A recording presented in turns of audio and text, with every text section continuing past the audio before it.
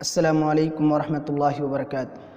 الحمد للہ رب العالمین والعاقبۃ للمتقین والصلاة والسلام علی سید الانبیاء والمرسلین ومن سار علی نہجہ الی یوم الدین، اما بعد۔ ناظرین محترم، آج کی گفتگو کا عنوان ہے امن عالم اور اسلام۔ انسانیت امن کا متلاشی ہے، چین و سکون کا طلبگار ہے۔ ہر شخص اطمینان چاہتا ہے، سکون چاہتا ہے، اور ہو بھی کیوں نہ ایک کامیاب اور پرسکون معاشرے کے قیام کے لیے امن و امان کا پایا جانا بہت ضروری ہے۔ اس کے بغیر پرسکون زندگی کا تصور بھی نہیں کیا جا سکتا ہے۔ اسی لیے کسی دانشور نے کیا ہی خوب کہا ہے، الامن اہنأ عیش والعدل اقوی جیش، کہ پرسکون زندگی امن ہے، اور اگر آپ کو طاقتور فوج چاہیے تو پھر آپ انصاف کیجیے۔ آج آئے دن لوگ یہ شکایت کر رہے ہیں، چین نہیں ہے، سکون نہیں ہے، چین و سکون کی تلاش میں سرگرداں پھرتے نظر آ رہے ہیں، لیکن کہیں بھی ان کو کامیابی نہیں مل رہی ہے، وہ اپنے مقصد کو حاصل کرنے میں ناکام ہو رہے ہیں۔ صحیح کہا کسی نے کہ سب کچھ ہے لیکن امن نہیں ہے۔ ایک شاعر نے کیا ہی خوب کہا ہے، ہمارے شہر میں سب خیر و عافیت ہے مگر، ہمارے شہر میں سب خیر و عافیت ہے مگر یہی کمی ہے کہ امن و امان کچھ کم ہے۔ تو ہم ان کو دعوت فکر دیتے ہیں کہ اگر چین چاہیے، سکون چاہیے، امن چاہیے، آئیے اسلام کے سائے میں۔ اسلام امن کا گہوارہ ہے۔ افسوس کے ساتھ یہ کہنا پڑتا ہے کہ آج اکثریت اسلام کی صحیح پہچان سے، اسلام کی صحیح تعلیمات سے غافل ہیں، اس کی روشن تعلیمات سے نابلد ہیں، اور کچھ ایسے بھی ہیں جو اسلام سے متعلق غلط فہمی کے شکار ہیں، اسلام کے بارے میں غلط نظریات رکھتے ہیں، اور کچھ ایسے بھی ہیں جو تجاہل عارفانہ کا رویہ اختیار کرتے ہیں۔ انہیں معلوم ہے اسلام کی حقانیت، اسلام کی سچائی، اسلام کی روشن اور امن پسند تعلیم کو وہ جانتے ہیں، لیکن پھر بھی مسلمانوں اور اسلام کو بدنام کرنے کی کوشش کرتے ہیں۔ اسلام دائمی امن و سلامتی کا مذہب ہے۔ اسلام سکون، سلامتی، اطمینان، چین اور ہر اعتبار سے حفظ و امان کی تعلیم دیتا ہے، اور انسانیت کی حفاظت اور انسانیت کے احترام میں اسلام سے بڑھ کر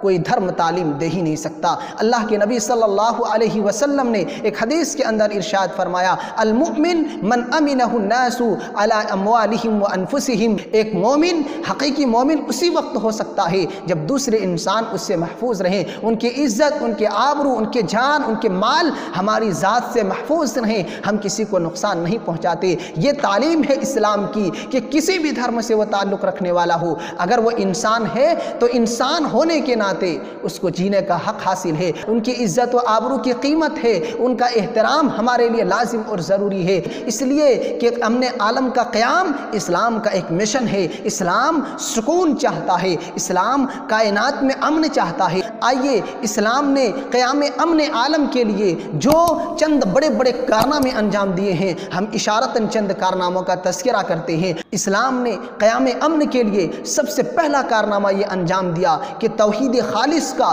وہ صاف اور واضح عقیدہ عطا کیا جو عقل و فطرت کے عین مطابق ہے۔ اسلام کا دوسرا کارنامہ یہ ہے کہ اسلام نے مساوات انسانی کا تصور قائم کیا۔ اس سے پہلے انسان قبائل و اقوام کے اونچ نیچ طبقات میں بٹے ہوئے تھے، لوگ ایک دوسرے کو کمتر، اپنے کو اعلیٰ سمجھا کرتے تھے۔ اسلام نے قوم و نسل کی امتیاز، برتری اور تفوق کو ختم کرتے ہوئے امتیاز کا ایک معیار قائم کیا۔ وہ معیار قرآن کی زبانی بیان کیا، ان اکرمکم عند اللہ اتقاکم، کہ لوگوں تم میں بہتر وہ ہیں جو سب سے زیادہ متقی اور پرہیزگار ہیں۔ بحیثیت انسان سب کے سب برابر ہیں۔ اگر کسی کو اونچا مقام حاصل ہو سکتا ہے، اگر کوئی امتیازی شان رکھتے ہیں تو وہ صرف اور صرف متقی ہیں، جن کے دلوں کے اندر تقوی ہے، وہ اللہ کی نگاہ میں سب سے معزز ہیں، ورنہ بحیثیت انسان سب کے سب برابر ہیں۔ اسلام نے تیسرا کارنامہ یہ انجام دیا کہ انسان کی عظمت، انسان کی شرافت اور ان کے علو مرتبت کا اعلان کیا،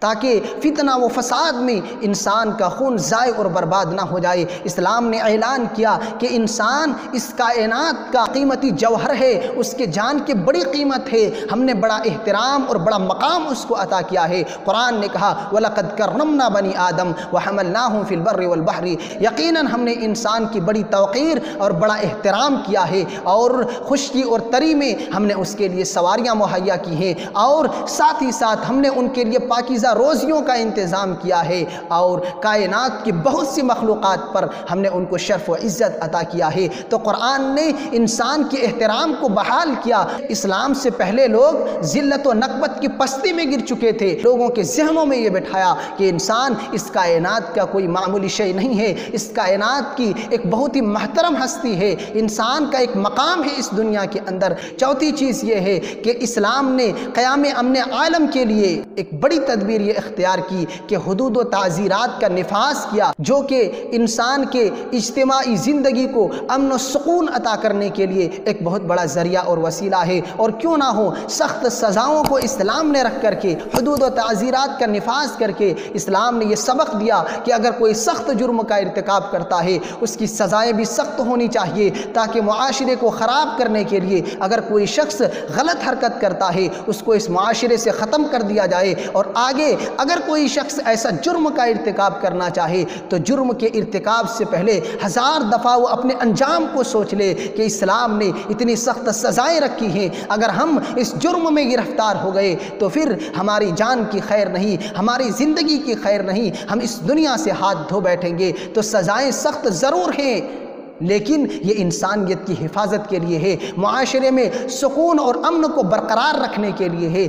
پانچویں چیز یہ ہے کہ اسلام نے قیام امن کے لیے ہر شخص کو، ہر مذہب والے کو ان کے مذہب کے اعتبار سے جینے کا مکمل اختیار دیا۔ حق اور باطل کے راستے بالکل واضح ہیں، انسان کو اختیار ہے وہ جس چیز کو چنے، کوئی زبردستی نہیں۔ قرآن نے صاف کہا لا اکراہ فی الدین قد تبین الرشد من الغی، کہ دین میں کوئی زبردستی نہیں ہے، حق کے دلائل واضح ہو چکے ہیں، اب کسی کے ساتھ زور و زبردستی کی ذرہ برابر بھی گنجائش باقی نہیں ہے۔ جس کو اسلام کے دامن میں آنا ہے، اسلام اس کے استقبال کے لیے تیار ہے، اور جو اپنے مذہب میں رہنا چاہتے ہیں اپنے مذہب کے حساب سے جئیں، کوئی زبردستی نہیں ہے۔ اسلام نے امن کو باقی رکھنے کے لیے کہ زبردستی کریں گے معاشرے میں فتنہ و فساد ہو سکتا ہے، معاشرے میں بگاڑ پیدا ہو سکتا ہے، نہیں، ہر شخص کو جینے کا اختیار ہے۔ فیصلے کا دن تو قیامت کا دن ہے، آج وہ جیسے چاہیں زندگی گزار لیں، راستے بالکل واضح ہیں، دلائل بالکل صاف ہیں، انسان کو اختیار کرنے کی دیر ہے، وہ جس کو چاہے اختیار کر لے جائے۔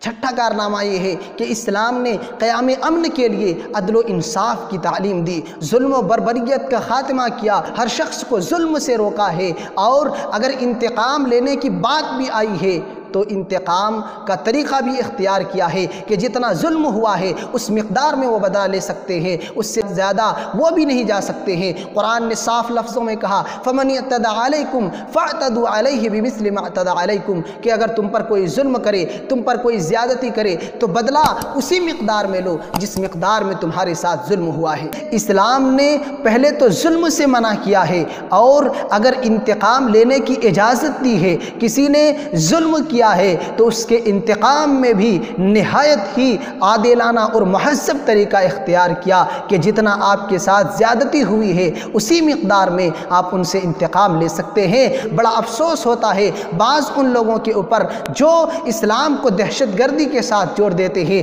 اسلامی تعلیمات کو دہشت گردی کی تعلیمات قرار دیتے ہیں، جس کی تعلیمات اتنی روشن ہوں، جو انسان کی حفاظت کے لیے اتنے طریقے اختیار کیے ہوں، اتنے فرمان جاری کیے ہوں، وہ اسلام کس طریقے سے دہشت گردی کی تعلیم دے سکتا ہے؟ قرآن نے تو صاف لفظوں میں انسانیت کی حفاظت، انسانیت کے احترام کو بتاتے ہوئے کہا من قتل نفسا بغیر نفس او فساد فی الارض فکأنما قتل الناس جمیعا ومن احیاها فکأنما احیا الناس جمیعا، کہ جو شخص بغیر کسی گناہ کے، بغیر کسی جرم کے کسی بھی انسان کو قتل کر دے گویا اس نے پوری انسانیت کو قتل کر دیا، اور اگر کوئی شخص کسی ایک شخص کو بے گناہ انسان کو بچا لیتا ہے اس نے پوری انسانیت کو بچا لیا۔ آپ غور کیجئے قرآن کی اس آیت کے اوپر، قرآن نے مسلمان نہیں کہا اگر کوئی شخص کسی بھی انسان کی جان کو بچا لیتا ہے تو اس نے پوری انسانیت کو بچا لیا، اور اگر بے گناہ ایک انسان کو بھی کسی نے قتل کر دیا تو پوری انسانیت کو اس نے قتل کر دیا۔ آپ دیکھیں اسلام نے انسان کے مقام کو کتنا بلند کیا ہے۔ وہ انسان جو دہشت گردی پھیلاتے ہیں، چاہے وہ اپنے آپ کو مسلمان کہتے ہوں لیکن اسلام سے اس کا تعلق نہیں ہو سکتا، وہ مسلمان نہیں ہو سکتے۔ مسلمان تو امن پسند ہوتا ہے۔ پوری باتوں کا خلاصہ یہ ہے کہ اسلام امن و سلامتی، اتحاد و اتفاق، احترام آدمیت، ہمدردی و غمخواری، وحدت و مساوات، رحم و کرم، صلح و آشتی، عفو و درگزر، عدل و انصاف اور امن و سکون کا علم بردار ہے۔ مذکورہ خوبیاں جن سے اسلام متصف ہے دراصل قیام امن کے لیے خمیر کی حیثیت رکھتی ہیں، جن سے صرف نظر کر کے امن کا تصور بھی نہیں کیا جا سکتا ہے۔ آخر میں اللہ رب العالمین سے دعا ہے کہ اللہ رب العالمین ہمارے جو بھائی اسلام سے متعلق غلط فہمی کے شکار ہیں، اللہ تعالیٰ تو انہیں اسلام کی تعلیمات کو صحیح طور پر سمجھنے کی توفیق عطا فرما، آمین۔